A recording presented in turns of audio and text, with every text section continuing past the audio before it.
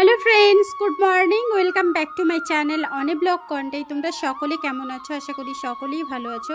আমি অনেকটা ভালো আছি। তো আজকে হচ্ছে 1 জানুয়ারি। তো আমার তরফ থেকে সকলকে জানাই শুভ নববর্ষ, মানে ইংরেজির হ্যাপি নিউ ইয়ার। তো যাই হোক, অনেকটা লেট হয়ে যাচ্ছে ভিডিওটা আপলোড করতে। তো ভয়েস ওভার দিচ্ছে বলে আজকে বলতে পারছি। সম্ভবত আজকে 8 তারিখ হতে পারে। হ্যাঁ, আজকে হচ্ছে 8 তারিখ। তো এটা হচ্ছে 1 জানুয়ারির ব্লগ। তো সকাল সকাল আমি চা খেয়ে আমি কুচু বেরিয়ে পড়েছি। কুচু তো বলেই দিল যে মাংস আনতে। তো চলো, এই প্রথমবার কিন্তু আমি আজকে যাচ্ছি খাসি মাংস আনতে, মানে যেটা তোমরা মাটন বলে থাকো। তো এই মাটন আমি আনতে যাচ্ছি প্রথমবার জীবনে। এমনিতে অন্যান্য সময় অন্যান্য জন কিনে এনেছিল, বাট এই প্রথমবার আমি যাচ্ছি।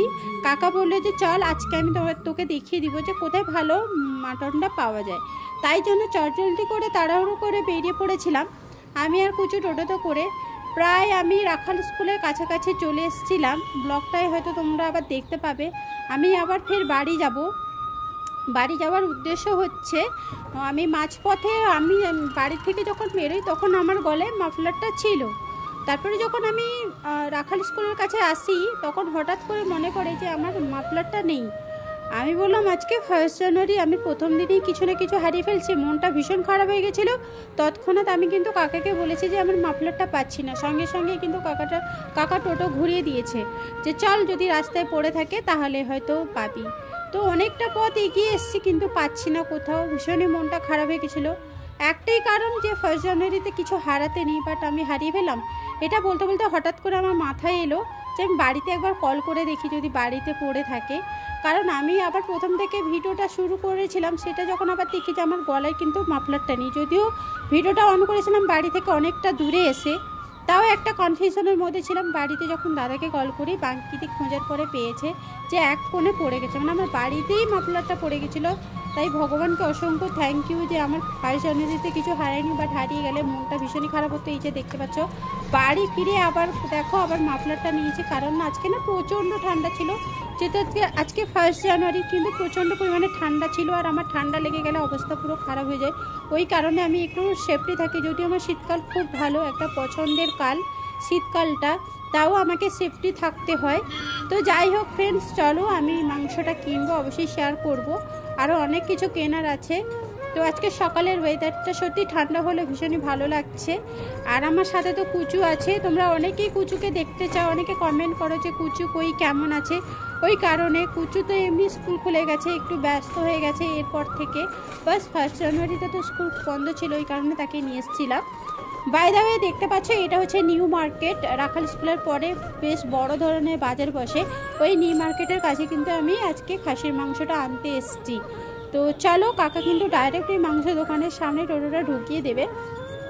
তো দেখতে থাকো এবং সঙ্গে থাকো।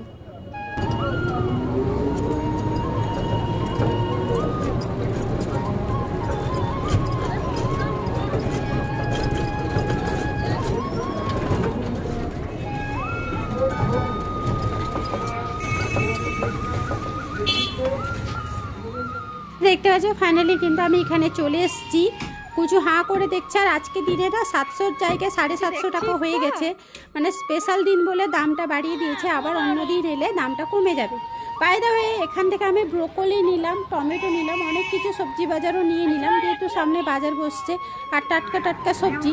বাট এখানেও যখন আমাকে 20 টাকা রিটার্ন করে, একটা 10 টাকা পুরো মাঝখান থেকে হাফ আছে, হাফ দিন। আবার রিটার্ন করলাম, রিটার্ন করে আবার ধনেপাতা সেই জায়গায় নিয়ে নিলাম।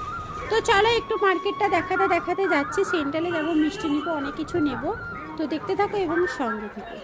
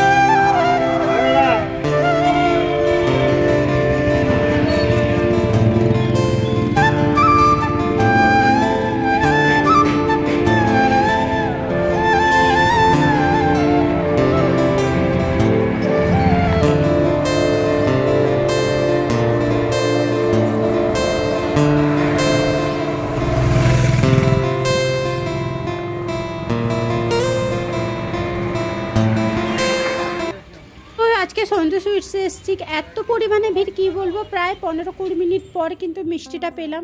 আবার শেষে বলে কিনা লাইন দিতে হবে, লাইন দিতে গিয়েও একজন মানে ভদ্রলোক উনি আবার ঝগড়া লাগিয়ে দিয়েছেন মিষ্টি দোকানের সাথে।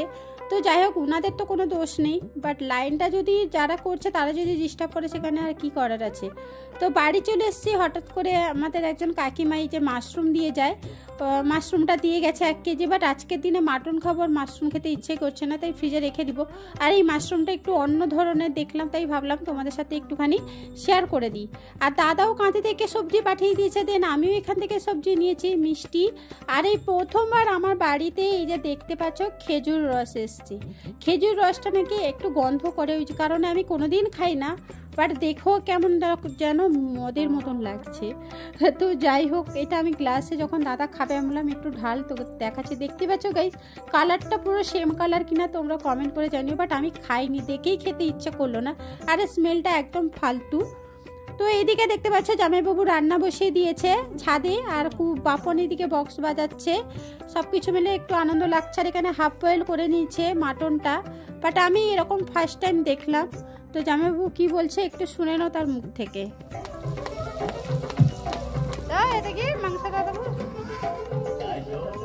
কষে পেকেছে তো হালকা সিদ্ধ করে দিচ্ছে, আর কি জল দেইনি, চর্বি কম দিচ্ছে দেখছো, চর্বি আমি কম দিতে।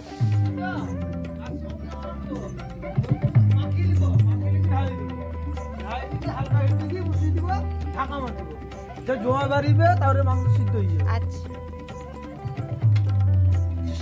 আর মশলা করবো, ঢালি দিব, চাবুল দিব, নাম মাংস অ্যাভেলেবল। আচ্ছা, তোমরা ক্লিয়ার শুনতে পেলে কিনা জানি না, আবার একবার জিজ্ঞেস করে নেবো কেমন রান্না করেছে। আর এদিকে দিদিকে দেখতে পাচ্ছ রোদে বসছে, দিদি এসছে যদিও, বিকালবেলা আবার বাড়ি চলে যাবে। লঙ্কা তেল দিকি, হ্যাঁ তেল দিকে মাখিয়ে দিকি, একটুখানি রখি দিকি, দই ফই দিকি, সব মাখিয়ে দিল, মাখিয়ে দিকি, সব রখি দিল, হ্যাঁ রখি দিকি, কিছুক্ষণ রখি দেওয়ার পরে কড়াইয়ে বসিয়ে ওখানে বসিয়ে দিল, কম তাপে বসিয়ে দিল, ঢাকা মার দিল, মাংস আস্তে আস্তে হবে, তারপরে মশলা দিয়ে হবে, তারপরে মাংস ইয়ে। কতক্ষণ? কতক্ষণ? 8 ঘন্টা লাগবে। এবার বুঝতে পারলে, যদিও এটা আমাদের ভাষায় বলছে, তো মাংসটাকে কম তাপে ম্যারিনেট করে যেভাবে হিট দেওয়া হয়, হালকা হিট দিয়ে আবার মশলা কষে আবার রান্না করতে বললো। আর এদিকে দেখতে পাচ্ছ বাপন খেলছে, এখানে কচু খেলছে, সবাই খুব আনন্দ করছে আজকের দিনে। আর সত্যি কথা বলতে আমার উপর নিচ করতে ভীষণই কষ্ট লাগে, তাই রান্না বান্না সেই খেতেই যখন হবে আমার মনে হয় এক সাইডে করা ভালো। এত এরকম ছাদে উঠে এইসব করে আমার একদম পছন্দ নয়, যদিও বাচ্চাদের পছন্দ, তাই আমি আর কিছুই বললাম না। তো এইদিকে জামাইবাবু রান্না করছে, পুরো প্রসেসটা দেখালাম না, ফাইনাল লুকটা দেখাচ্ছি। দেখতে পাচ্ছ গাইস, কালারটা জাস্ট ওয়াও। আর মাংসটাও ভীষণ সেদ্ধ হয়ে গেছে, রান্নাটাও বেশ দারুণ ছিল খেতে। এটা একটু অন্যরকম টাইপের লাগলো, বাট আমি যেভাবে রান্না করি একটু সম্পূর্ণ আলাদাভাবে রান্না করি। এটাও বেশ খেতে দারুণ লাগছিল। যাই হোক, গরম গরম এই যে দেখতে পাচ্ছ, আমি একটু তোমাদের সাথে দেখালাম তুলে। আর এরপরে দেখো বাচ্চাদের খেতে দিয়ে দিলাম, কারণ দাদারা আসতে একটু লেট হবে বাজার থেকে, ওই জন্য বাচ্চাদের আগে খেতে দিয়ে দিয়েছি। তো ওরা খাচ্ছে, ওদেরকে আমি জিজ্ঞেস করছিলাম যে কেমন হয়েছে, ওরা আনসার দিল ভীষণই ভালো। তো যাই হোক, এরা খাওয়া দাওয়া করে নিক, আমরা যদি খাওয়ার সময় যদি ভিডিও করতে পারি অবশ্যই শেয়ার করব। তো দেখতে থাকো। রান্না কেমন হয়েছে? সুপার। তো যাই হোক ফ্রেন্ডস, এরা খাওয়া দাওয়া করে নিক, আর তোমরা শুনতে পেলে ভালো হয়েছে বললো। আর দিদি দেখতে পাচ্ছ বাড়ি চলে যাবে, রেডি সেডি হয়েছে, কারণ ওদের আবার চাষের ব্যাপার আছে, ধান ভেজানোর আছে, ওই কারণে। তো আজকের ভিডিওটা কেমন লাগলো অবশ্যই কমেন্ট করে জানিও। আজকের জন্য এখানে এন্ড করলাম, টাটা।